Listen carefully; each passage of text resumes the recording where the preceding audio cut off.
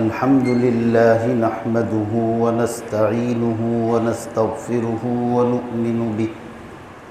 ونؤمن به ونتوكل عليه ونعوذ بالله من شرور أنفسنا ومن سيئات أعمالنا من يهده الله فلا مضل له ومن يضلله فلا هادي له ونشهد أن لا إله إلا الله وحده لا شريك له ونشهد أن سيدنا وسندنا وحبيبنا وشفيعنا ونبينا ومولانا محمدا عبده ورسوله صلى الله تعالى عليه وعلى آله وأصحابه وبارك وسلم تسليما كثيرا كثيرا أرسله الله تعالى إلى كافة للناس بالحق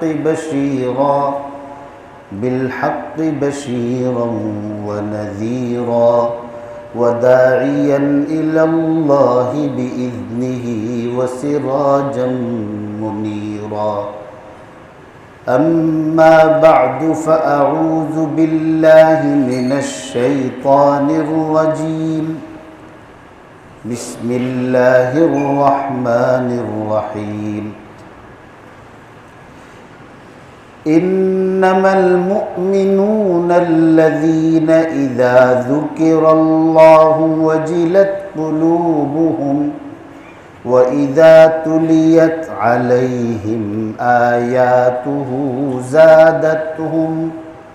زادتهم إيمانا وعلى ربهم يتوكلون صدق الله مولانا العظيم وصدق رسوله النبي الأمي الكريم ونحن على ذلك لمن الشاهدين والشاكرين والحمد لله رب العالمين معزز محترم মুরব্বিয়ান কেরাম মুসল্লিয়ান ইজাম বিভিন্ন স্তরের বিভিন্ন বয়সের দিন দরদি মুসল্লি ভাইরা আল্লাহ পাক রব্বুল আলামিন জুমার নামাজ আদায় করার মহৎ উদ্দেশ্যে আল্লাহর ঘর মসজিদে আমাকে আপনাকে উপস্থিত হওয়ার যে তৌফিক দিয়েছেন, সকলেই আল্লাহ তাআলার দেওয়া এই তৌফিকের শুকরিয়া আদায় করে মহব্বতের সঙ্গে বলি আলহামদুলিল্লাহ। আল্লাহ পাক রব্বুল আলামিন আমাদেরকে মুমিন সম্প্রদায়ের অন্তর্ভুক্ত করেছেন, ঈমানের নিয়ামত ঈমানের দৌলত দান করেছেন। আমরা আল্লাহর পক্ষ থেকে এই ঈমানের নিয়ামত ঈমানের দৌলত লাভ করার জন্যে প্রথম যুগে মুমিনিন মুসলমান সম্প্রদায় যত কুরবানি করতে হতো, মুজাহাদা করেছেন, ত্যাগ তিতিক্ষা জুলুম নির্যাতন এই সব কিছু তারা সহ্য করে ঈমান আনছেন এবং ঈমানের উপর অটল অবিচল থাকার জন্যে ইস্তিকামাত ফিদ্দীনের উপর ওনাদেরকে অনেক বড় কঠিন থেকে কঠিন পরীক্ষা দিতে হয়েছে। এই জন্যে সেই যুগের লোকেরা ঈমানের লাইনে প্রথম শ্রেণীর ঈমানদার ছিলেন, তাদের ঈমান সবচেয়ে বেশি মজবুত ছিল। ওই যুগের মুমিনদেরকে যেভাবে পরীক্ষা আল্লাহ নিয়েছেন এর লক্ষ ভাগের এক ভাগও যদি আমাদের পরীক্ষা নিত, তাহলে আমাদের পক্ষে ঈমানের উপর অটল অবিচল থাকাটা অনেক কঠিন হতো। উলাইকা আসহাবু মুহাম্মাদিন সাল্লাল্লাহু আলাইহি ওয়াসাল্লাম, এরা ছিলেন রসূল করিম সাল্লাল্লাহু আলাইহি ওয়াসাল্লামের সঙ্গী সাথী সাহাবী, জান্নাতের সুসংবাদ প্রাপ্ত আলোকিত মানুষের জামাত, উম্মতের শ্রেষ্ঠ অংশ। আল্লাহ পাক রব্বুল আলামিন, আমরা যেহেতু কমজোর, এই জন্য আমাদেরকে আল্লাহ তাআলা এত কঠিন পরীক্ষা নেন নাই, কঠিন পরীক্ষা নিতেছেন না। এই আদনা থেকে আদনা ছোটখাটো পরীক্ষা, এগুলি আল্লাহ আমাদেরকে দেন। ঈমান আনার জন্যে হযরত বেলালের পরীক্ষা আমরা দেই নাই, হযরতে সুহাইবের পরীক্ষা আমরা দেই নাই, আম্মার ইবনে ইয়াসিরের মতো মাসুম বেগুনাহ নিষ্পাপ বাচ্চার চোখের সামনে কাফেরদের নির্মম নির্যাতনের শিকার হয়ে অবর্ণনীয় পন্থায় মায়ের শাহাদাত দেখি নাই। চোখের সামনে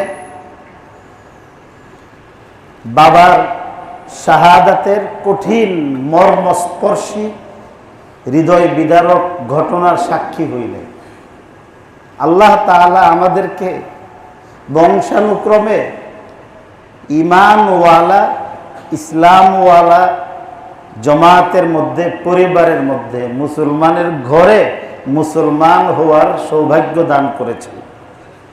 এই জন্য আবারও আল্লাহর শুকরিয়া আদায় করি, আলহামদুলিল্লাহ। মানুষ যেমন তার পূর্বপুরুষদের মিরাস লাভ করে, উত্তরাধিকারী হয়, বাবার সম্পদের অংশ পায় সন্তানেরা। বাবাও, তার বাবা আমার দাদার অংশ পেয়েছিল। তো ঠিক এমনিভাবে মুমিন মুসলমান সম্প্রদায় তার পূর্বপুরুষ আবা ও আজদাদদের নিকট থেকে দুই শ্রেণীর মিরাস বা উত্তরাধিকার লাভ করে। একটা উত্তরাধিকার এমন যেটা ক্ষণস্থায়ী, যে উত্তরাধিকারীটা পৃথিবীর সূচনা লগ্ন থেকেই কারোর কাছে স্থায়ী হয় নাই, কখনো হবেও না। যে উত্তরাধিকারীটা অস্থায়ী, ক্ষণস্থায়ী, ক্ষণভঙ্গুর জিন্দিগির ক্ষণস্থায়ী সম্পদ, ওইটার জন্যে সমাজের মধ্যে মানুষ কত ধরনের অকারেন্স করে এবং কত ধরনের পরিস্থিতির মোকাবেলা করে, এবং কত মানুষ যে আপনজন হইয়াও আপনজনের বিরোধিতা করে। গত কিছুদিন থেকে একটা ভাইরাল সংবাদ সমাজে বিরাজ করতেছে, মায়ের সঙ্গে পুতের বিল্ডিং নিয়ে দ্বন্দ্ব। বাবার কাছ থেকে তার মায়ে অংশ পাইছে, মেয়েরাও তার অংশ মাকে দিয়ে দিছে। একমাত্র ছেলে, আমরা মুরব্বীর আগে বলতো, যদি সন্তান নেক সন্তান না হইয়া কুসন্তান হয়, তো এই কুসন্তান যদি 7টাও হয়, এটা কুত্তার বাচ্চার চেয়ে কোনো ভালো জিনিস না এটা।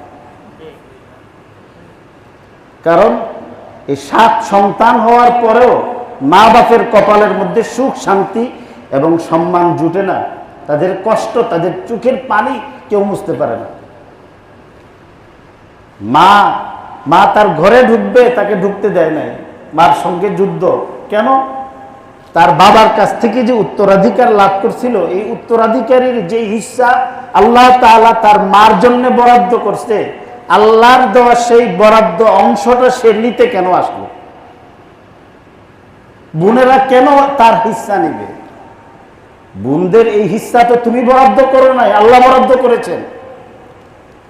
আল্লাহর দেওয়া এই হিস্সার বিপক্ষে অবস্থান নেওয়ার মানে আল্লাহ তাআলাকে চ্যালেঞ্জ করা, কোরআনের আয়াতের সঙ্গে টক্কর লাগানো। তো কত বড় আফসোসের! কেন? একটা বাড়ির কিছু একটা অংশ পাওয়ার জন্য এই বাড়িটা তারে দিয়ে দেওয়ার পরে বাড়িতে ঢুকতে পারবে কিনা তার গ্যারান্টি নেই। এটা কিন্তু বলার জন্যই বলা না। এটা আল্লাহ তাআলা কত নজির আমার আপনার চোখের সামনে দিয়ে রাখছেন। আমরা তো হাজার বছর আগের কোনো একটা চটি বইয়ের মধ্যে, কিতাবের মধ্যে পাইলে এই ঘটনা আমরা দলিল হিসাবে পেশ করি।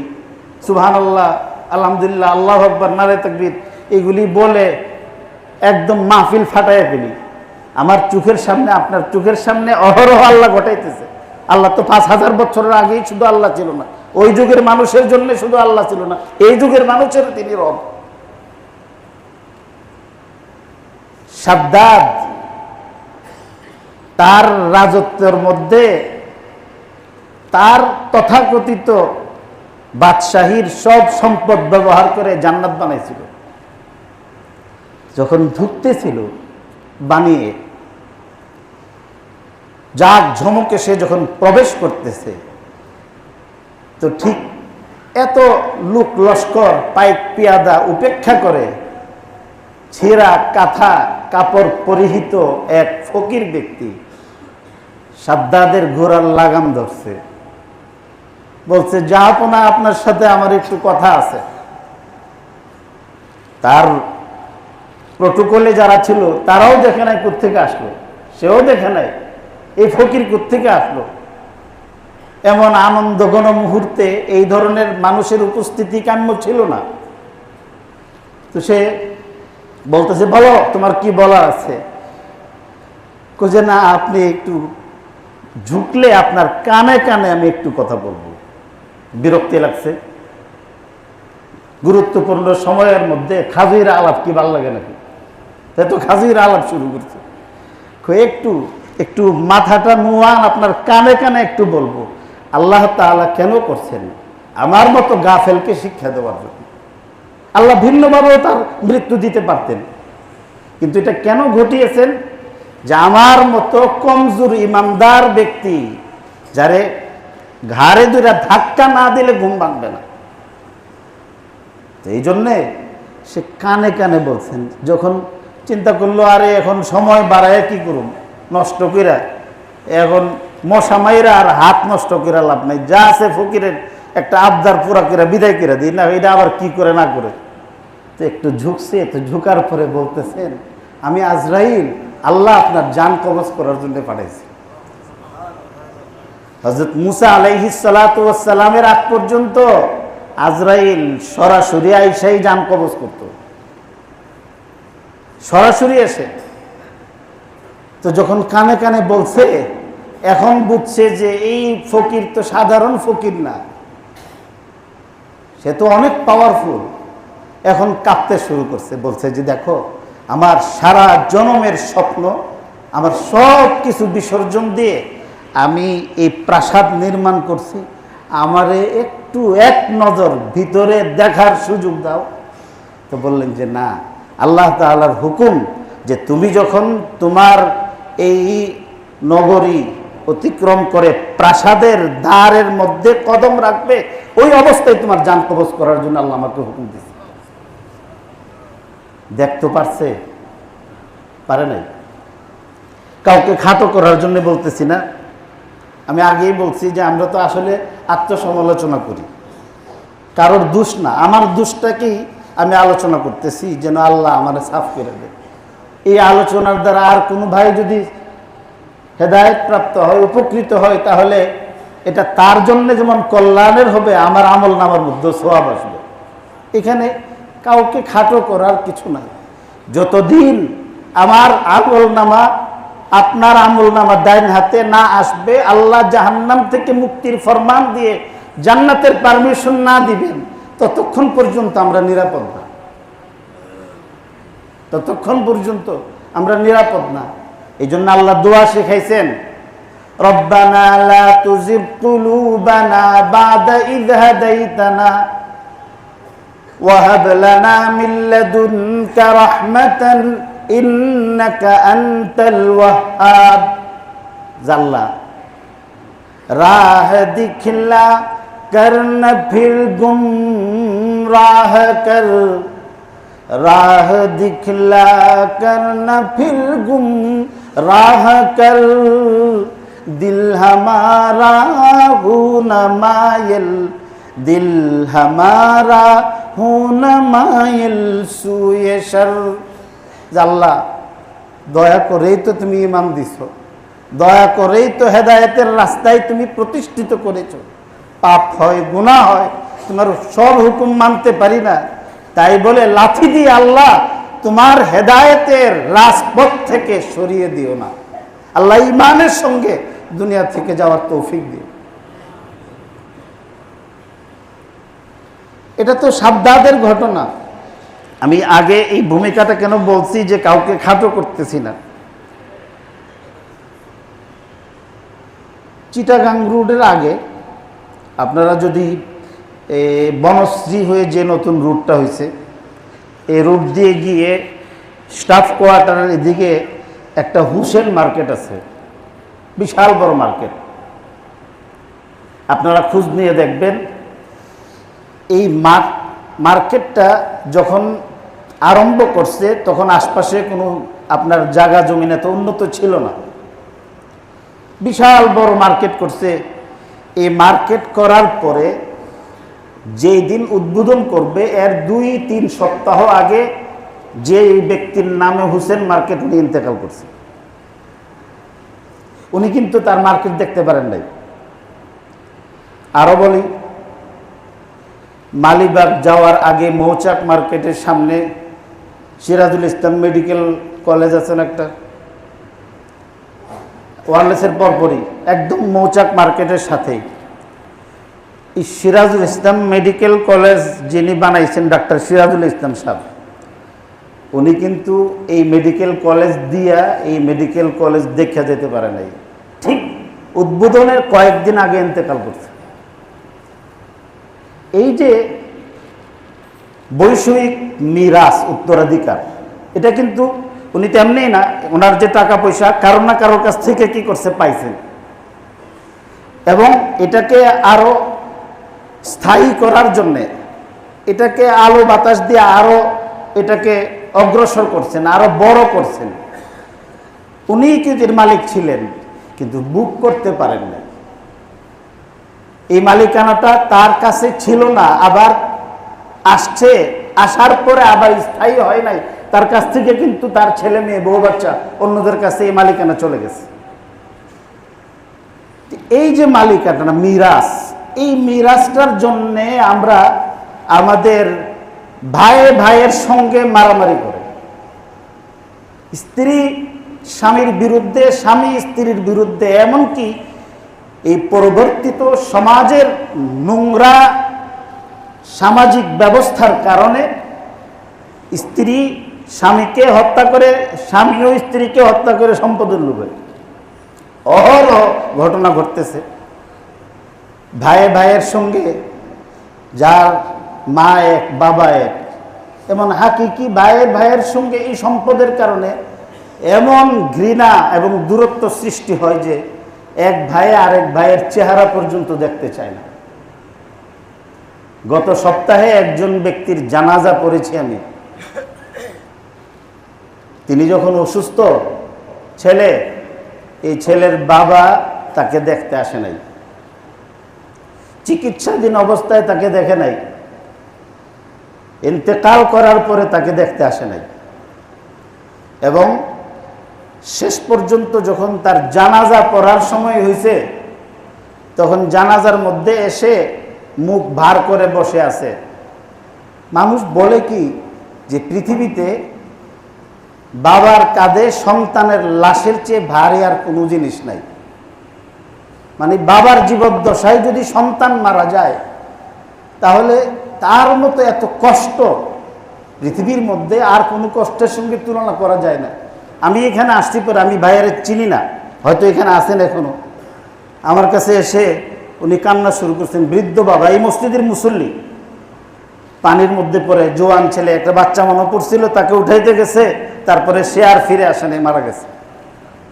এবং শেষ পর্যন্ত আমি যতটুকু, আমার কাছে উনি বলছেন যে হুজুর আমি আর টঙ্গী থাকবো না, আমার বাজানরে আমি যেখানে মাটি দিছি আমি বাড়ির চলে যাবো হুজুর। কতটা কষ্ট! এই কষ্টের সঙ্গে কোনো কষ্টের তুলনা করা যায় না।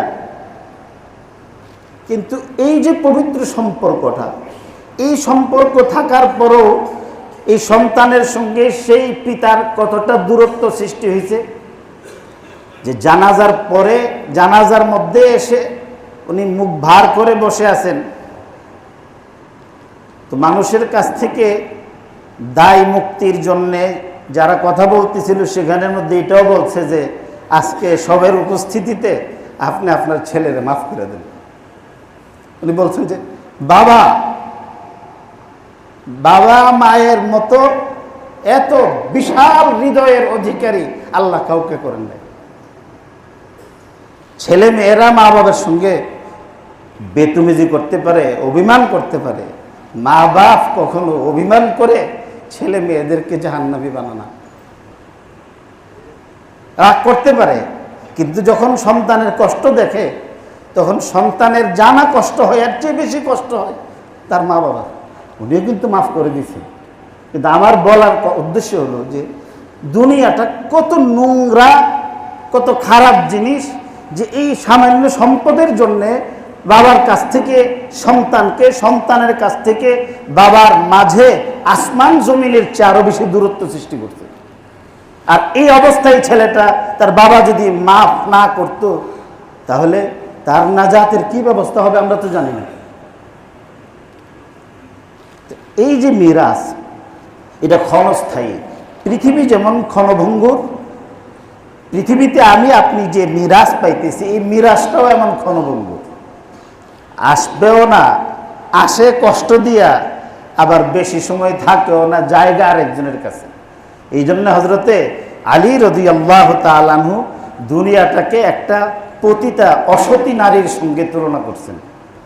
তাল্লিকিদ দুনিয়া সালাসান, তাল্লিকিদ দুনিয়া সালাসান ওয়াতলুবান যাওজান সিওয়াহা, তাল্লিকিদ দুনিয়া সালাসান ওয়াতলুবান যাওজান সিওয়াহা ফাইন্নাহা যাওজাতু সুইন লা ওয়াফা লাহা। দুনিয়াটারে তালাক দিয়ে দেয়। ওইটা একটা দুশ্চরিত্রবান স্ত্রীর মতো, তার মধ্যে সতীত্ব, ওয়াফাদারি এবং ভালো মানুষই, আখলাক বলতে কিছুই তার মধ্যে নেই, খারাপ মানুষ। এই মিরাসের জন্য পারাপারি করি।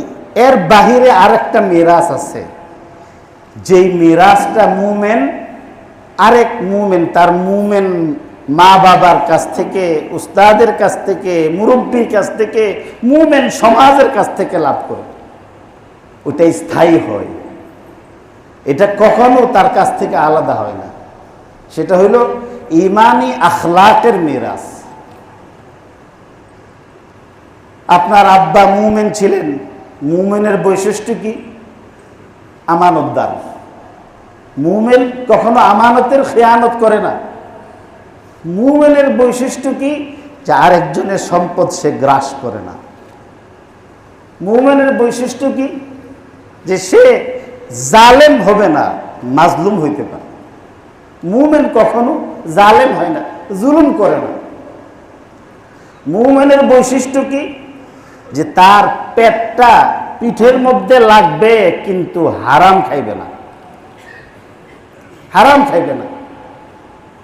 মুমিনের বৈশিষ্ট্য কি?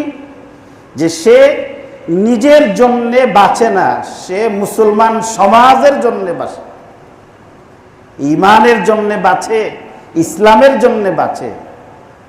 হাদিসে আছে রাসূল করিম সাল্লাল্লাহু আলাইহি ওয়াসাল্লাম ফরমান, খায়রুন নাস মান ইয়ানফাউন নাস। মানুষের মধ্যে শ্রেষ্ঠ ওই ব্যক্তি যার দ্বারা আরেকজন উপকৃত হয়।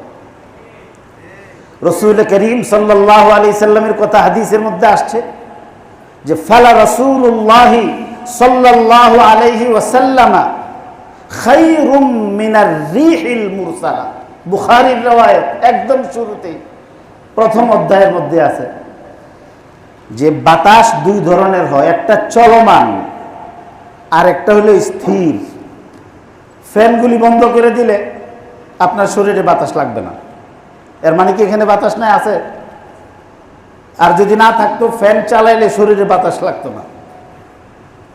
আরেকটা হলো প্রবাহমান, প্রবাহিত বাতাস, যেটা আপনার চলমান, চলতে থাকে। যে আমাদের উপমহাদেশের শ্রেষ্ঠ একজন হাকিম ছিলেন, হাকিম আজমল খান রহমতুল্লাহ আলী, মুসলমান। উনি বলতেন যে সুবহ কা পরওয়া হাওয়া, সুবহ কা পরওয়া হাওয়া হাজারো বিমারি কা এক হি দাওয়া। তো সকালবেলার এই পুবালি মৃদু মন্দ শীতল এই বাতাসটা হাজারো রোগের একটা ওষুধ। এই জন্যে যারা নামাজ পড়ে না, বেঈমান ইহুদি খ্রিস্টান ইউরোপ আমেরিকার দেখবেন নামাজ পড়ছে না, কিন্তু সকালে দৌড়াদৌড়ি করতেছে। আর আমরা কি করছে, আমরা যেন এই নিয়ামতের থেকে বঞ্চিত হই, এই জন্য মোবাইল ধরাই দিছি। তো সারা রাত্র আপনার ওনারা পবিত্র ফেসবুক চালাইয়া এবং পবিত্র ইউটিউব শরীফ তেলাওয়াত ফরমাইতে ফরমাইতে তাহাজ্জুদের নামাজ শেষ হইয়া ফজরের আজান যখন দিছে তখন হে ঘুমাইতে গেছে। আগে তো ফজরের সময় আসসালাতু খায়রুম মিনান নাওম কইতো মসজিদে আওয়ার জন্য, এখন আসসালাতু খায়রুম মিনান নাওমের পরে তাড়াতাড়ি ঘুমা। এটা হাসির জিনিসটা, দুর্ভাগ্যের কথা, এটা দুর্ভাগ্য। এটা এই জন্যে রোগের অভাব নাই, মরেও তো বাঙালিরা তাড়াতাড়ি। আল্লাহ রসুলের হুকুম মোতাবেক চললে আখিরাতে যেমন নাজাত মিলে, দুনিয়ার জিন্দিগির মধ্যেও সফলতা পাওয়া যায়। তো আল্লাহ ওয়ালাদের এই যে আখলাক, এই আখলাকের যে মিরাস, মুমিনের ইমানের কারণে যে আখলাক তার সৃষ্টি হয়, এই আখলাকটা বাবার কাছ থেকে ছেলের মধ্যে আসে, ছেলের কাছ থেকে তার পরবর্তী প্রজন্ম থেকে প্রজন্মান্তরে কাবিরান আন কাবিরিন, এইভাবে এই ধারাটাকে ধরে রাখা, এটাও একটা ইমানি মিরাস, উত্তরাধিকার। এটার বেশি মেহনতের দরকার ছিল, ওইটার মধ্যে আমরা গাফেল। আল্লাহ আল্লাহদের মিরাসের মধ্যে একটা বড় মিরাস হলো ইমানদার ব্যক্তির দিল নরম হয়। যার দিল নরম থাকে তার চোখ দিয়া পানি পড়ে। মুমিন মুসলমানদের অন্যতম চারিত্রিক বৈশিষ্ট্য হলো এরা আল্লাহর দরবারে রুনা জারি করে, কান্নাকাটি করে। রসুল করিম সাল্লাল্লাহু আলাইহি সাল্লাম কাঁদছেন, সমস্ত আম্বিয়া আলাইহিমুস সালাতু ওয়াস সালাম কাঁদছেন, সাহাবা একরাম কাঁদছেন। আল্লাহর দরবারে শেষ রাত্রে চোখের পানি না ফেলে কোনো ব্যক্তি আল্লাহওয়ালা হইতে পারে নাই। সবাই কান্নাকাটি করছে। আজকে এই কান্নাকাটির মেজাজ আল্লাহর দরবারে রুনা জারি করার যে মিরাস মুমিন হিসাবে আমার পূর্বপুরুষদের কাছ থেকে লাভ করা দরকার ছিল, এই সমাজের মধ্যে এটা প্রায় বিরল হয়ে গেছে। অথচ বিশিষ্ট সাহাবী হযরত কাবুল আহবার রাদিয়াল্লাহু তাআলা বিশিষ্ট তাবেঈ ছিলেন, তিনি হুজুর সাল্লাল্লাহু আলাইহি ওয়াসাল্লামের যুগ পেয়েছিলেন। উনি বলেন, লা আন আবকিয়া মিন খাশিয়াতিল্লাহি তাআলা হাত্তা তাসিলা দুমু'আ আইনাইয়া আহাব্বু ইলাইয়া মিন আন আতাসাদ্দাকা বিওয়াজনি নাফসি যাহাবা। তিনি বলেন যে আমার শরীরের মধ্যে যে পরিমাণ ওজন আছে একটা মানুষের দেহের, আমার শরীরের সমপরিমাণ ওজনের স্বর্ণ আল্লাহর রাস্তায় দান করার চেয়ে আল্লাহর ভয়ে আল্লাহর দরবারে কান্নাকাটি করে আমার দুই চোখের পানি ঝরানোটা আমার কাছে বেশি প্রিয়। মানে আল্লাহর ভয়ে যদি কোনো ব্যক্তির চোখ দিয়ে পানি পড়ে, এটা ইমানের মিরাস, এটা মুমিনদের মিরাস। এই মিরাজ যদি কেউ লাভ করতে পারে, তার সারা শরীরের ওজন সমপরিমাণ স্বর্ণ মুদ্রা আল্লাহ রাস্তায় দান করার চেয়ে শ্রেষ্ঠ। কারণ কি? লম্বা কাহিনী আছে, যে হাদিসের মধ্যে আছে,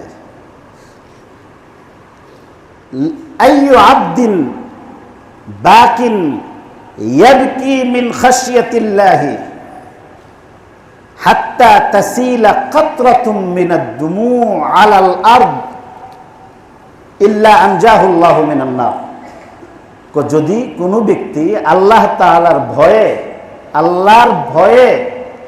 আল্লাহর ভয়ে যদি চোখের পানি ফেলে, তার এই দুই চোখ থেকে পানি যদি তার গাল বেয়ে জমিন স্পর্শ করে, এর বিনিময়ে আল্লাহ তাআলা তাকে জাহান্নাম থেকে নাজাত দেন। এটা আমরা করি না কেন?